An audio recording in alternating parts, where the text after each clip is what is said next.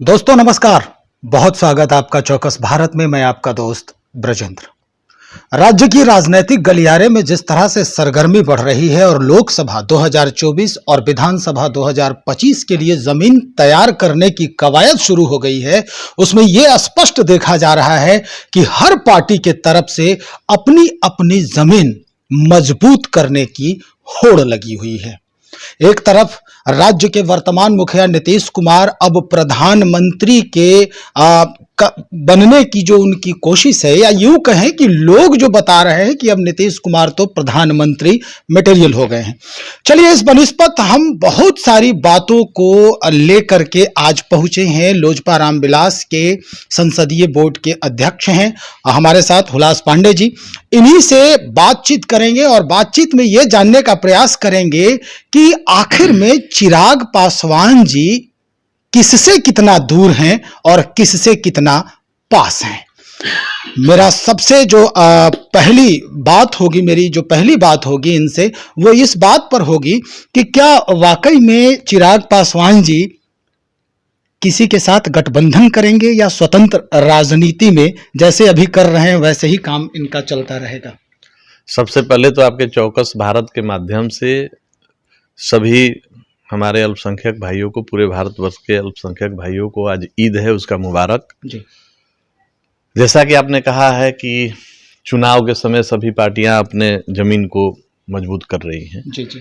तो आपने देखा होगा, आपके कैमरे भी गवाह होंगे कि हमारे पार्टी के नेता और हम सबों के राष्ट्रीय अध्यक्ष आदरणीय चिराग पासवान जी शुरू से ही बिहार को फर्स्ट बनाने के लिए और बिहारी को फर्स्ट बनाने के लिए कार्यरत हैं। जहां भी किसी तरह की घटना होती है, दुर्घटना होती है, चाहे जहरीली शराब से मौतें होती हैं, आपराधिक घटनाएं घटती हैं, तो वहां पे हम लोग पहुंचते हैं, हमारे राष्ट्रीय अध्यक्ष जी जाते हैं और उनका स्पष्ट निर्देश है कि अपने संगठन को पूरे बिहार में मजबूत किया जाए।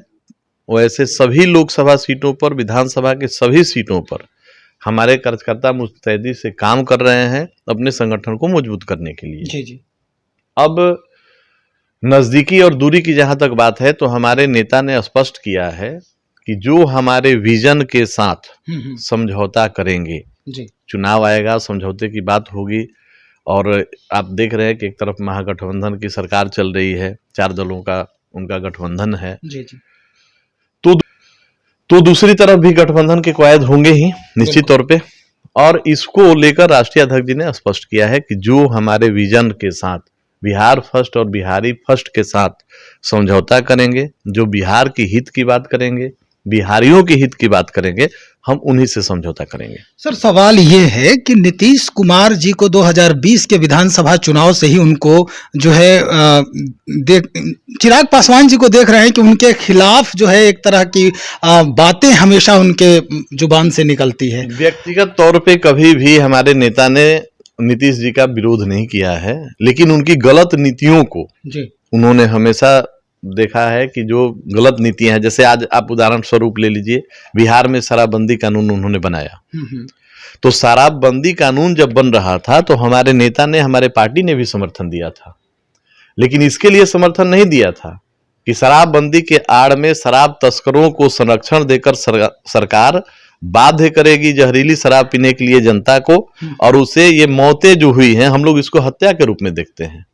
बताइए, जितने परिवार मर गए जी, जितने लोग मर गए, उनके आश्रितों को अब मुआवजा की चिंता हुई है मुख्यमंत्री जी को, माननीय मुख्यमंत्री जी को, जो हम लोग शुरू से ही कह रहे थे कि अगर कोई व्यक्ति शराब पीकर मरता है तो उस पर जो आश्रित परिवार है उसका उसमें कोई दोष नहीं है, तो उनको सरकारी मुआवजा मिलना चाहिए।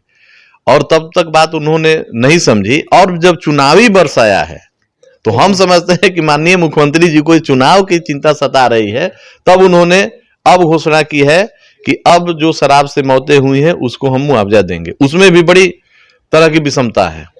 बहुत सारे जो मृतक हैं उनके डेड बॉडी को प्रशासन ने दबाव देकर बिना पोस्टमार्टम किए 100 को जलवा दिया। अब ऐसे लोगों की संख्या ज्यादा है जो शराब पीकर मरे तो हैं, लेकिन बिहार सरकार के रिकॉर्ड में उस मौत को शराब से जुड़कर नहीं देखा गया है। अब उनको मुआवजा कैसे मिलेगा? तो ये बड़ी विषमता है।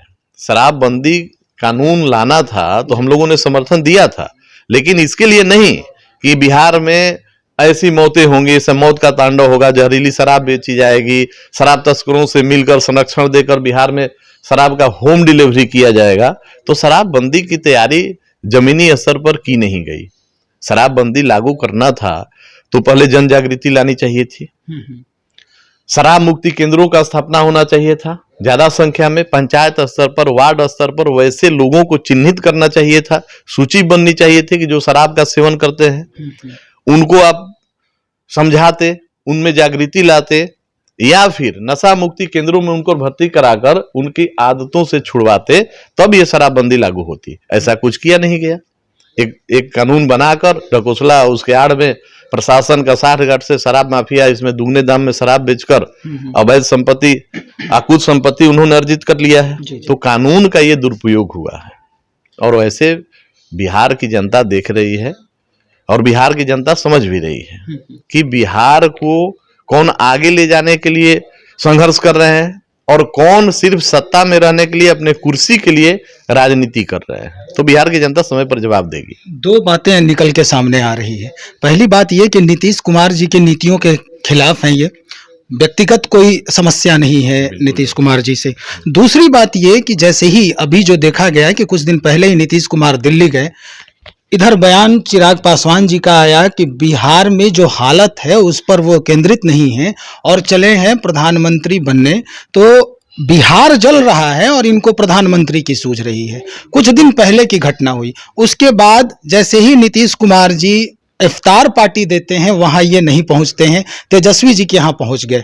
तो अब ये समझने की जरूरत है कि किससे कितना दूर हैं और किसके नजदीक हैं चिराग पासवान। देखिए, निश्चित तौर पे जब कोई निमंत्रण जाता है जी, तो आपको अगर हमने निमंत्रण दिया है किसी आयोजन में और आप वहां शरीक होते हैं, तो निश्चित तौर पे हमारा भी धर्म बनता है कि हम आपके यहाँ शरीक हों। बिल्कुल। तो वैसे आप लोगों ने देखा होगा कि स्वर्गीय रामविलास जी का जब निधन हुआ था, अच्छा, तो बरखी का भी कार्यक्रम हुआ था जी, दिल्ली से लेकर पटना तक।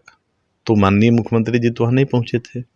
अच्छा, अब यहाँ पे जब तेजस्वी यादव जी की बात होती है तो तेजस्वी यादव जी के यहाँ उनको संतान भी उत्पत्ति हुई थी, तो उसको भी अटेंड करने के लिए और एक धार्मिक आयोजन पर उन्होंने बुलाया, और उनका एक पारिवारिक रिश्ता पुराना रहा है।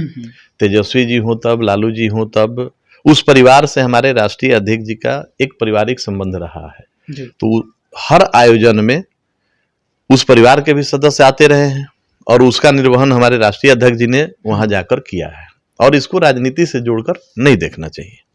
अब सवाल जो है थोड़ा हटके है। सवाल यह है कि चिराग पासवान बनाम पशुपति कुमार पारस, ये कहा जा रहा है कि असली वारिस जो है कौन? स्वर्गीय रामविलास पासवान जी का बनाया हुआ ये जो पूरा महल है, उसका असली वारिस है कौन?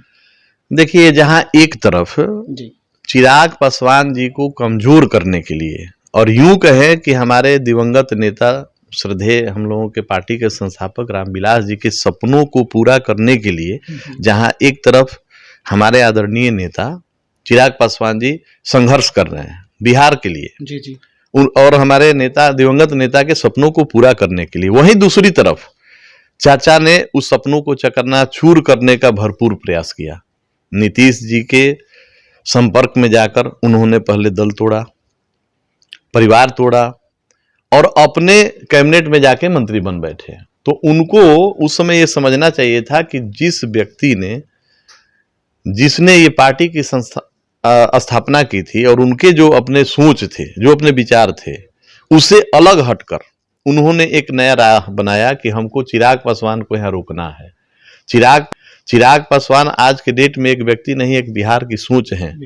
बिहार के तमाम लोग एक उम्मीद भरी नजरों से हमारे नेता को देख रहे हैं। तो जहां एक तरफ जनमानस चिराग पासवान के साथ है, वही सिर्फ दूसरी तरफ देखेंगे चचा को, तो सिर्फ मंत्री बन के बैठे हुए, उनके साथ किसी जनता का कोई लगाव नहीं है, और उनको बिहार से ना लगाव है, ना रामविलास जी के सपनों से लगाव है, ना उनके सिद्धांतों से कोई लेना देना है। चिराग पासवान जी भारतीय जनता पार्टी को अपना मौन समर्थन कब तक देते रहेंगे? देखिए, भारतीय जनता पार्टी के समर्थन देने की बात जहां तक है, तो आपने देखा होगा कि जब बिहार में उपचुनाव हुए तो उपचुनाव में आप लोगों ने देखा गोपालगंज हो तब, कुढ़नी हो तब और मोकामा सीट हो तब, तो भारतीय जनता पार्टी ने स्वयं चलकर हमारे नेता से बात किया और भारतीय जनता पार्टी ने समर्थन मांगा। उन्होंने ये बात कहा कि जहां एक तरफ महागठबंधन की सरकार है और उनकी नीतियों का आप विरोध कर रहे हैं, तो दूसरी तरफ हम खड़े हैं, तो नैतिकता के आधार पर आपको समर्थन देना चाहिए। और हमारे नेता ने इन बातों को स्वीकारा और हम लोगों ने उपचुनाव में समर्थन दिए।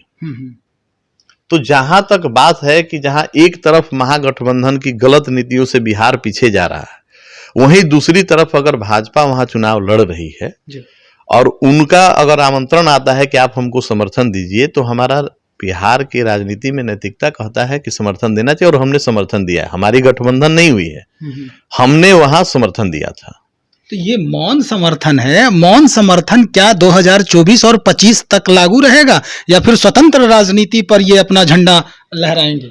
देखिए, ये तो बिहार की आम आवाम और आम जनता भी चाहती है कि आने वाले समय में बिहार में हमारे नेता आदरणीय चिराग पासवान जी को एक मौका मिले। हम लोग जहां भी जाते हैं, जो भी कार्यक्रम होता है, आप देखे होंगे कि आए दिन, चाहे गया का जनसंवाद हो तब, चाहे अभी हाल ही में आप लोगों ने मोकामा में देखा होगा वीर चौहरमल जी का जयंती मनाया गया हो, या नालंदा में जो जनसंवाद हुए, तो भारी संख्या में लोग वहां उपस्थित होते हैं। और मैं बड़े दावे के साथ ये बात कह सकता हूं कि आज के डेट में बिहार में हमारे नेता के पीछे जितनी जनता खड़ी है, वो किसी भी दल के किसी नेता के साथ उतनी संख्या नहीं है। आप भीड़ की बात करेंगे, सुनने की बात करेंगे, देखने की बात करेंगे, तो उसमें चिराग पासवान जी का अभी जो स्थान आप देखेंगे तो नंबर 1 पर है, सबसे ऊपर है। ये लोकप्रियता है, जनता जिसके साथ है वही लोकप्रिय है। तो आज के डेट में लोकप्रियता में हमारे नेता सबसे ऊपर है और यही जनता चाहती है कि बिहार में एक बार ऐसी सरकार बने जो बिहार को फर्स्ट करने की बात सोचे, बिहारियों को फर्स्ट करने की बात सोचे, उनको रोजगार के लिए, उनको स्वास्थ्य के लिए, उनको शिक्षा के लिए अन्य प्रदेशों में न भटकना पड़े, बिहार में ही उनको ये सारी सुविधाएं और अवसर मिले।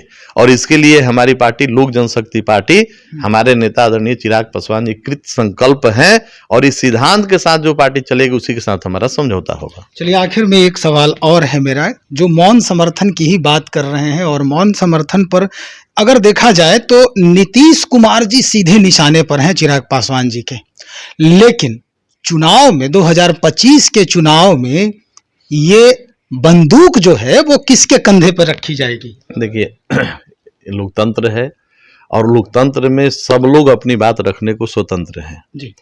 बिहार में एक लंबे समय तक, चाहे वो लालू जी के परिवार से लोग हों या नीतीश जी हों, सरकार में रहे, सत्ता में रहे, और तब ये प्रश्न खड़ा होता है कि इतने वर्षों के बाद भी पूरे भारत वर्ष को जब आजादी मिली तो बिहार भी उसी समय आजाद हुआ। तो बिहार के सीमावर्ती अगर हम राज्यों की भी तुलना करें तो उनके बनिस्बत बिहार में स्वास्थ्य की सुविधाएं कमजोर है, शिक्षा की व्यवस्था कमजोर है, रोजगार तो है ही नहीं। तो इन सब विषयों पर बिहार क्यों पीछे रह गया?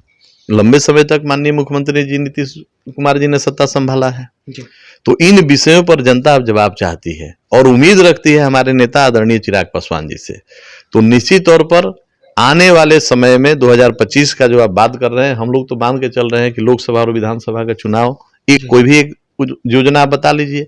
अब नल कल की योजना की चर्चा होती थी 7 निश्चय में, आप चल के देख लीजिए कि कितनी टंकियां कहाँ पे हैं, कहाँ से गायब हैं, कहाँ पे नल में पानी आता है, नहीं आता है। तो नल जल जैसी योजनाओं को दिखाकर और सरकार ने जो सरकारी पैसों का दुरुपयोग किया है, बंदरबाट किया है, या यूं कहे कि उसमें बहुत बड़ा भ्रष्टाचार किया है, इसका जवाब 2024 के चुनाव में उनको देना पड़ेगा। चलिए, बहुत शुक्रिया जानकारी देने के लिए। तो हमारे साथ हुलास पांडे जी, जिन्होंने स्पष्ट कर दिया है कि 2024 लोकसभा चुनाव और 2025 में विधानसभा चुनाव की स्थिति बिल्कुल रुझान में होगी चिराग पासवान के। लेकिन देखते हैं अब स्थिति क्या कुछ बनती है। हालांकि सारे मुद्दों पर बातचीत हुई है। कुछ दिन पहले ही जब प्रधानमंत्री की बात चल रही थी नीतीश कुमार जी की, उस वक्त जब दिल्ली में बातचीत हो रही थी, सारे दलों से बैठकें एक साथ हुई, उसके बाद जो बात निकल के सामने आई, हालांकि अब भी एक बात आ रही है कि कुछ इस महीने के बाद से नीतीश कुमार जी अब पूरे देश का दौरा करेंगे, यानी जितने भी दल हैं सबको अब लुभाने और रिझाने की कोशिश करेंगे।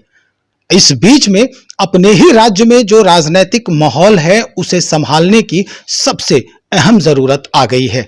अब देखते हैं। बस एक बात कहकर हम अपनी बात को समाप्त करेंगे कि जहां एक तरफ बिहार की जनता ने नीतीश कुमार जी को मैंडेट नहीं दिया, आपने देखा होगा कि जितनी सीटें जदयू के पास थी लगभग आधा सीटें वो खो चुके। तो बिहार की जनता ने जब उनको नकार दिया है, अब चले हैं और देश को एकजुट करने, विरोधियों को या विपक्षियों को एकजुट करके अपने आप को प्रधानमंत्री का जो ख्वाब पाले हैं, तो बिहार ने जब उनको नकार दिया है तो देश कैसे स्वीकार कर लेगा? क्या कहने के लिए है हमारे माननीय मुख्यमंत्री जी के पास? अगर देश के अन्य हिस्सों में जाएंगे तो बिहार की कौन सी उपलब्धि गिनाएंगे, क्या कहेंगे? लोग पूछेंगे कि भाई बिहार तो आपसे संभल नहीं रहा है। बिहार में अपराध देखिए तब, भ्रष्टाचार देखिए तब, शराब से मौतें देखिए तब। तो इन सब चीजों को जब बिहार के बाहर की जनता पूछेगी कि बिहार में आपकी सीटें कैसे कम हो गई, बिहार के लिए आपने कौन सा ऐसा काम किया, बिहार कहां आगे आया है, बिहार क्यों नहीं आगे आया? जब बिहार को आप आगे लेके नहीं आ सकते हैं तो देश का क्या करेंगे आप? इसलिए देश की जनता जानती है और सजग भी है, चाहे ये लोग जो प्रयास कर ले उसमें ये सफल नहीं होंगे। चलिए, तो आपने सुना ही, हम ऐसे ही खबरों को और लेकर बहुत जल्द हाजिर हो रहे हैं। मुद्दे हमारे रोज के अलग अलग होंगे, हम बातें करेंगे और आपसे रूबरू होंगे। आप बने रहे हमारे साथ। बहुत शुक्रिया आपका।